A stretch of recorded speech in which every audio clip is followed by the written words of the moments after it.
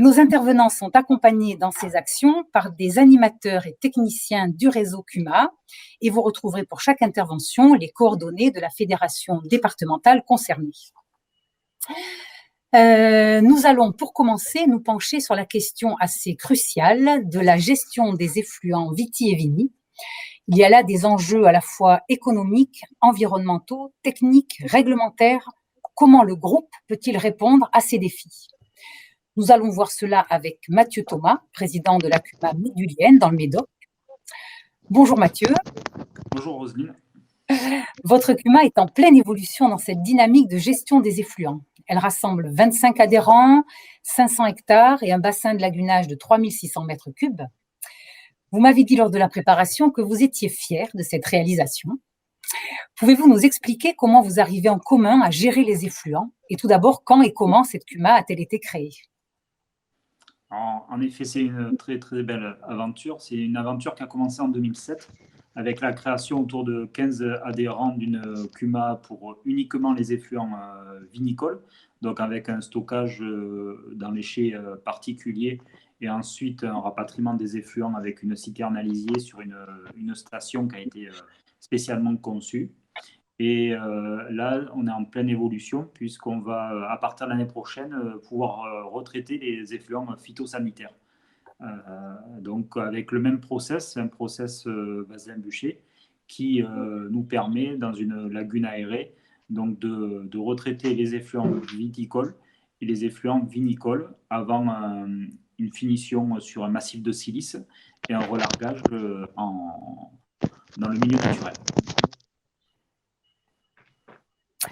D'accord. Et comment est-ce que, donc ça c'est le fonctionnement, comment est-ce que votre CUMA est organisé pour gérer cette opération-là? Alors la CUMA fonctionne aujourd'hui avec un petit peu plus d'adhérents, puisque depuis 2007, il y a des adhérents qui nous ont rejoints. Donc on fait un stockage à la propriété, stockage aérien ou stockage enterré. Et ensuite, avec une citerne à lisier qui est à disposition des adhérents, l'attraction se fait jusqu'à la station. Les adhérents sont dans un rayon d'environ 10 km autour de la station. Et donc, il y a un calendrier, et puis jour après jour, ben, on sait qui a besoin de la cuve pour transporter ses effluents. Et ainsi gérer ensuite avec une traçabilité de l'apport des effluents. On travaille comme ça et aujourd'hui on est à peu près 25 adhérents. Donc il y a une petite dizaine d'adhérents qui nous ont rejoints depuis le début de l'aventure. Et au niveau de l'entretien technique, c'est vous-même qui le faites, c'est délégué? Alors en fait, au niveau de l'entretien, on a un contrat de maintenance avec la société CNTA qui est au Pian-sur-Garonne et qui supervise avec des visites régulières et puis aussi des analyses des effluents qui rentrent et de la qualité de l'eau qui ressort de notre station. Donc avec des visites comme ça périodiques, permet d'avoir un suivi technique assez cohérent. Après, des petites réparations ou des petits suivis sont assurés par le bureau de la CUMA. Donc au niveau des prélèvements, c'est important puisqu'on doit des comptes à l'agence de l'eau qui nous a aidés dans le projet, ainsi que le conseil régional. Mais oui, bien sûr, ça ne se fait pas tout seul. Et alors, la question du coût par rapport à un traitement Alors individuel, voilà, comment donc vous situez-vous? comme dans toutes les CUMA, donc on a des parts sociales au départ à l'adhésion, et ensuite on a une cotisation qui est calculée par rapport à la déclaration de récolte, c'est-à-dire qu'on va prendre les surfaces des adhérents et on va appliquer 108 euros de l'hectare pour le traitement sur une année. Donc on Et se base à la déclaration de récolte. d'accord, ça c'est les critères. Par rapport à un investissement individuel, vous vous situez comment? Alors, suivant les solutions retenues hors CUMA, c'est facilement le double pour un D'accord. prestataire extérieur. Oui, c'est ça, c'est pas vous qui êtes au double, c'est vous êtes à la moitié, vous. Voilà. D'accord. Et donc le projet, c'est de l'étendre au traitement également des phytos, c'est ça? Tout à fait, on a créé cette année, donc on va bientôt prendre livraison de l'aménagement complémentaire de la station, où on va pouvoir laver sur place les phytos, les tracteurs avec et recycler aussi traiter les effluents phytosanitaires sur place, ou bien retraiter des effluents phytosanitaires qui ont été collectés à l'image des effluents vinicoles dans les propriétés. Donc on a 3 aires de lavage avec des postes de Karcher pour pouvoir laver efficacement les pulvérisateurs. D'accord.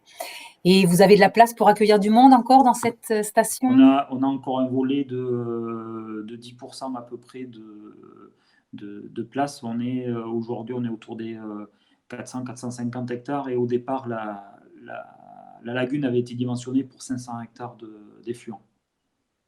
D'accord. Donc, c'est comme On le est presque, Black on est Friday, il presque reste à quelques saturation. places. Pardon? On est presque à saturation. Voilà. D'accord, il reste quelques places à ne pas rater, à ne pas manquer. Vous avez d'autres projets? Vous me parliez de pastoralisme éventuellement. Alors voilà, C'est on avait imaginé d'autres solutions que la tondeuse ou le rotophile pour entretenir notre station qui fait 1 hectare au total. Et on est sur un projet de mettre en permanence ou épisodiquement des moutons. Donc on s'est mis en relation avec des bergers locaux pour voir ce qu'il est possible de faire sur notre station. Et c'est en bonne voie. bon, excellent, excellent. En conclusion, qu'est-ce que vous diriez de votre organisation? Alors, je dirais que c'est une formidable aventure que la CUMA et notamment celle de la Médugaine. Par contre, voilà, il ne faut pas oublier que la réussite d'une CUMA passe par un engagement collectif. C'est un petit peu comme au rugby.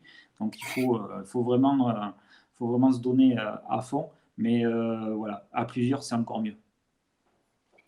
Bon, eh bien, écoutez, merci pour ce mot de la fin. Effectivement, le collectif, quand c'est possible géographiquement, ça semble effectivement une solution particulièrement intéressante pour gérer ces effluents.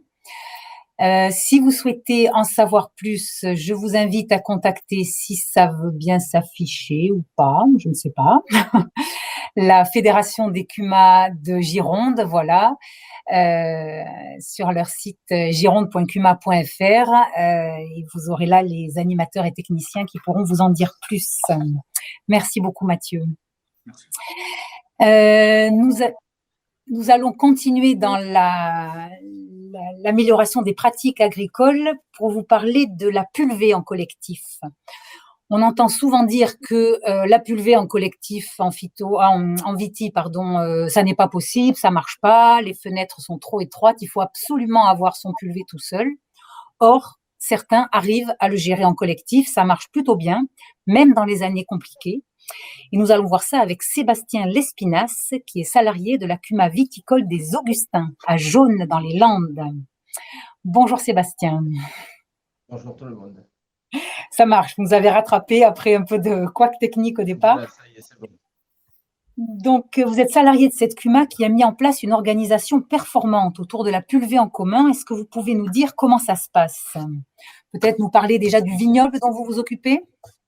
Voilà, donc la CUMA, elle est partie au départ avec la cave coopérative du Tursan, donc un petit vignoble à la limite entre les Landes et les Pyrénées-Atlantiques et le Gers. Aujourd'hui, on traite aux alentours de 80 hectares de vignes sur des terrains très vallonnés. Euh, donc, une partie appartient à la cave et ensuite nous intervenons chez différents adhérents. Voilà. D'accord. En termes de surface, ça représente Alors, la cave représente pas tout à fait la moitié des surfaces.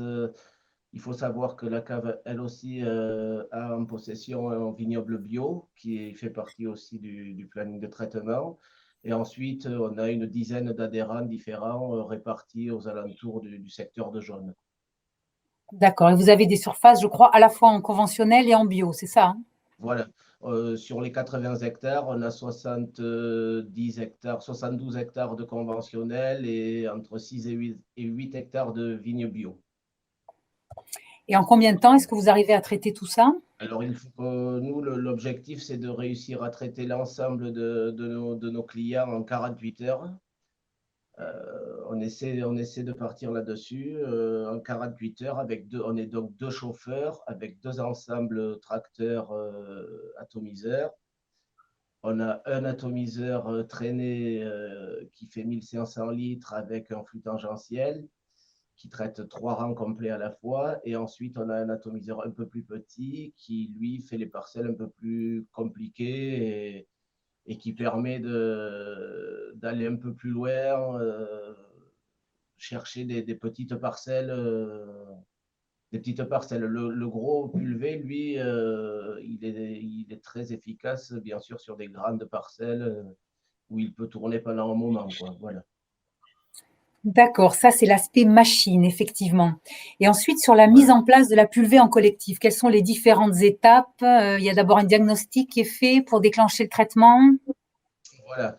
Donc nous, aujourd'hui, on est fortement appuyé par la technicienne de la cave coopérative qui, elle, suit le... Alors déjà, c'est elle au départ qui propose un calendrier de traitement à tous les adhérents.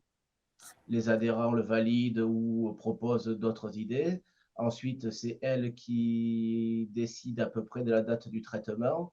Et nous, après les deux chauffeurs qui donnons notre avis sur la qualité du terrain, voilà, en fonction de la pluie. Donc, je répète, on est sur un relief très vallonné, donc il y a beaucoup de parcelles où on ne peut pas aller s'il a fait 30 mm la veille. Donc, il faut qu'on trouve un accord tous ensemble. On écoute aussi beaucoup nos adhérents. Ils sont prévenus au minimum 24 heures à l'avance de notre passage.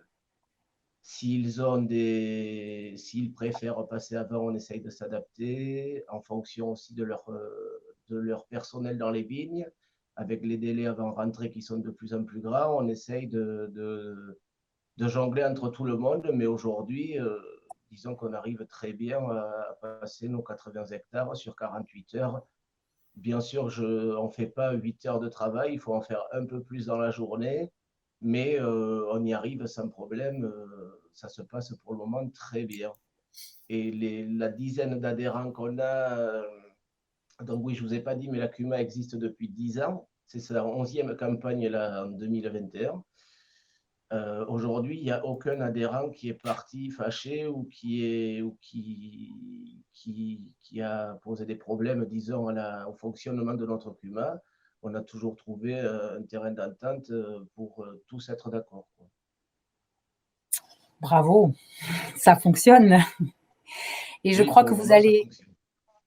vous allez même un peu plus loin sur l'achat des achats groupés de produits phyto. Voilà, tout à fait. Donc, ben justement, à cette saison-ci, à la période un petit peu plus creuse, on reçoit différents vendeurs de produits. Donc, toujours pareil, la technicienne cave établit avec ses commerciaux un calendrier de traitement avec bien sûr des tarifs les plus intéressants possibles.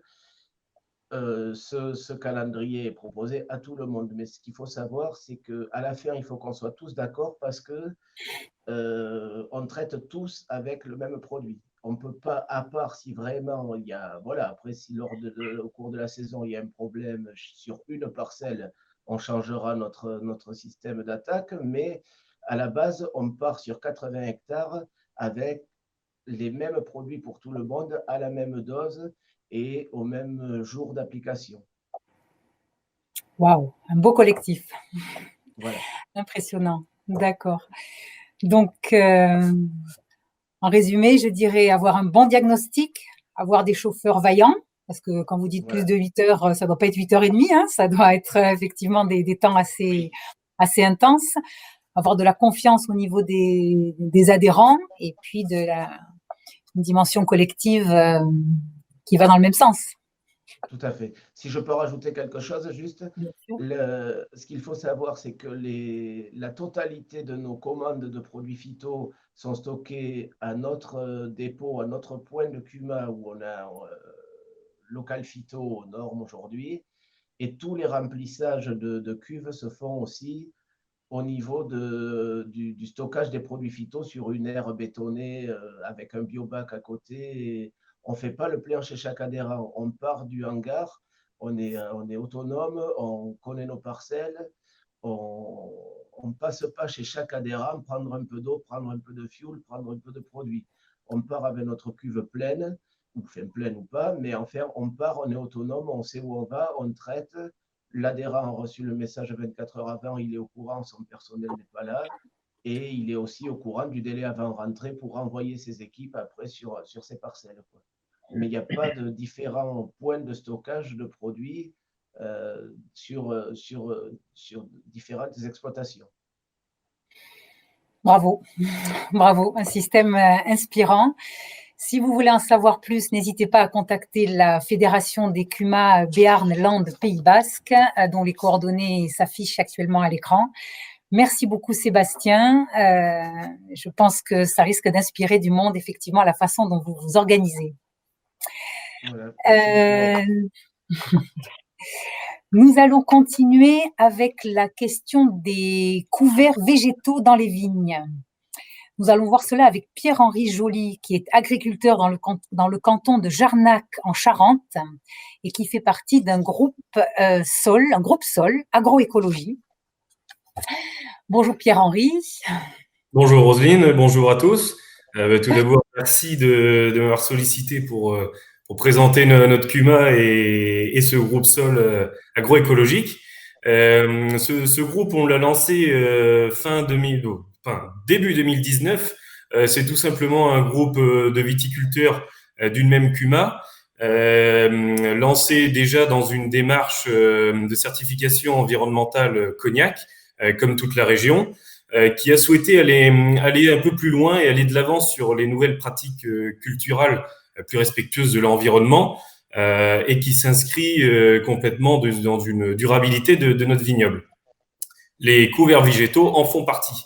Qu'est-ce que les couverts végétaux? Ça consiste à couvrir nos sols à travers une implantation en semis de différentes espèces entre les rangs et sous les rangs, que l'on va ensuite enfouir ou non.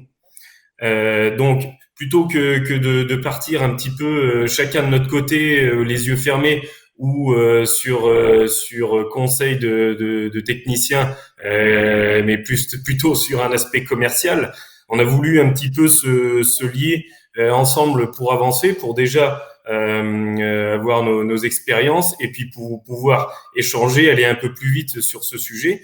Donc, on a souhaité se structurer à travers notre CUMA dans ce groupe SOL, donc animé par Nicolas Figeac, technicien conseiller de la Fédération des CUMA Charente-Maritime, et appuyé par un ingénieur agronome, Aubin Lafont, qui nous apporte toute son expertise et ses connaissances sur les sols et les plantes.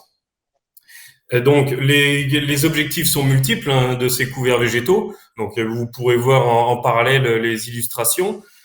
Tout d'abord, c'est de restructurer les sols. Ça va nous permettre, certaines espèces vont nous permettre de pouvoir décompacter les sols naturellement. Ça nous permet aussi de redynamiser la vie microbienne dans nos sols, d'apporter naturellement des éléments d'azote et potasse, par exemple.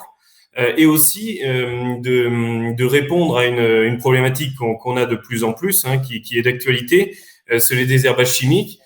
Donc, on est en train de mettre en place des essais avec différentes espèces que l'on implante sous les rangs, qui vont pouvoir nous permettre de diminuer, voire de supprimer les désherbages chimiques en couvrant les dessous de rang et en empêchant les herbes nuisibles à la vigne de s'implanter. Donc, tout simplement, en pratique, en début de chaque année, on met en place un planning de réunions formatives qui s'établissent en 2 temps sur une journée. Donc, un premier temps plutôt en salle et un deuxième temps plutôt pratique, on va dire, avec des visites sur nos parcelles, sur les différents essais. Donc, ça nous permet, pour la partie salle, de mettre vraiment, de structurer nos pratiques, nos réunions et de mettre en place des protocoles d'essai pour vraiment avoir une dynamique des choses toute l'année et de savoir à peu près où on va. Ça nous permet aussi d'avoir un suivi. Alors, sur l'aspect technique, ce qui nous permet d'avoir analyse de sol, analyse de bois, par exemple, d'analyser aussi la récolte à la fin de l'année, parce que c'est le but quand même ultime, c'est la récolte. Sur l'aspect économique, ça nous permet, parce que tout ça a un coût, ça nous permet quand même d'avoir une cohérence sur ce que l'on fait, qu'on n'aille pas dans du n'importe quoi. Parce que malheureusement, sur tous les sujets d'actualité, on entend et on voit un peu du n'importe quoi. Donc, à travers ça, ça nous permet aussi de grouper nos achats de semences. Donc, sur les 8 viticultures qu'on est aujourd'hui, on groupe chaque semence et ça nous permet d'aller directement chez le producteur ou à des coopératives pour négocier les prix et vraiment de grouper cet aspect de commande. Mais c'est surtout ces réunions, ça nous permet d'avoir un moment entre nous d'échange, de partage pour aller plus loin, pas simplement faire ces conclusions chacun de notre côté. Ça nous permet de vraiment échanger, partager et d'aller de l'avant sur nos pratiques, sur ce qui marche ou ce qui ne marche pas. Ça nous permet aussi à travers la fédération des CUMA de mettre en place des journées, comme on le voit sur l'illustration. Ça nous permet de mettre en place des journées de démonstration à travers la préparation du sol, le semis, la destruction, ouvert à tout le monde. Donc ça nous permet de voir concrètement comment marche et quels résultats on a sur ces outils vraiment spécifiques, parce que c'est pas vraiment, c'est vrai, c'est des outils que l'on trouve alors plutôt céréaliers, mais vraiment adaptés à notre vignoble. Donc ça permet, nous, dans un deuxième temps, de pouvoir investir plus judicieusement dans notre CUMA sur le matériel qui sera en plus en adéquation avec nos sols et avec notre utilisation en commun de ces matériels. Voilà. Excellent. Excellent. Un bel exemple d'évolution des pratiques dans le sens de l'agroécologie, en s'appuyant sur un groupe, bien connaître son sol, faire des essais. Il y a là des démarches efficaces et productives. Merci beaucoup, Pierre-Henri. Pour plus d'informations, n'hésitez pas à contacter la Fédération des CUMA des Charentes. Pierre-Henri nous a parlé de Nicolas, le technicien, qui pourra répondre longuement à vos questions sur ce sujet. Nous allons continuer en vous parlant du travail du sol en vitie. Une question qui se pose souvent, c'est quel est l'intercept idéal ? La question est bien sûr, il n'y a pas d'intercept idéal.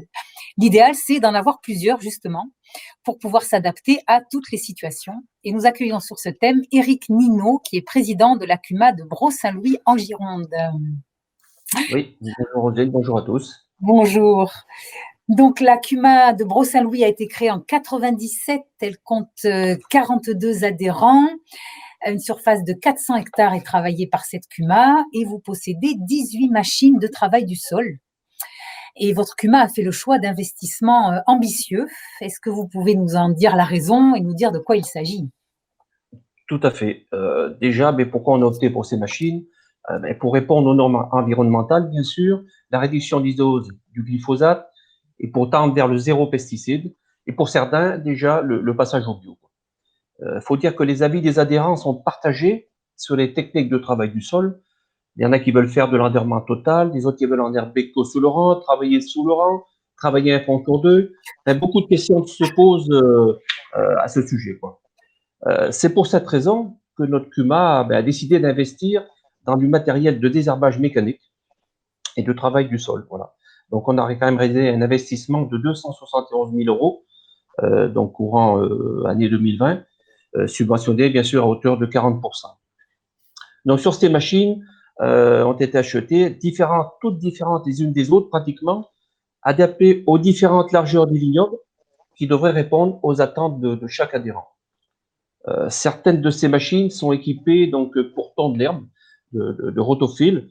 Elles permettent de réaliser un fauchage ou une tonte sous le rang, environ 15 cm de chaque côté, et également de contrôler l'épampage mécanique des ceps de vigne au moment de l'ébourgeonnage, avec des vitesses d'avancement de l'ordre de 4 à 5 km/h quand même.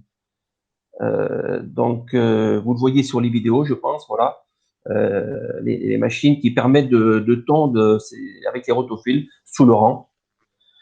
D'autres adhérents ont pris, si vous voulez, des machines équipées de lames intercept en plus, donc pour couper l'herbe en deux terres et de réaliser un mulchage en surface avec des machines quand même qui aujourd'hui ont une précision assez précise.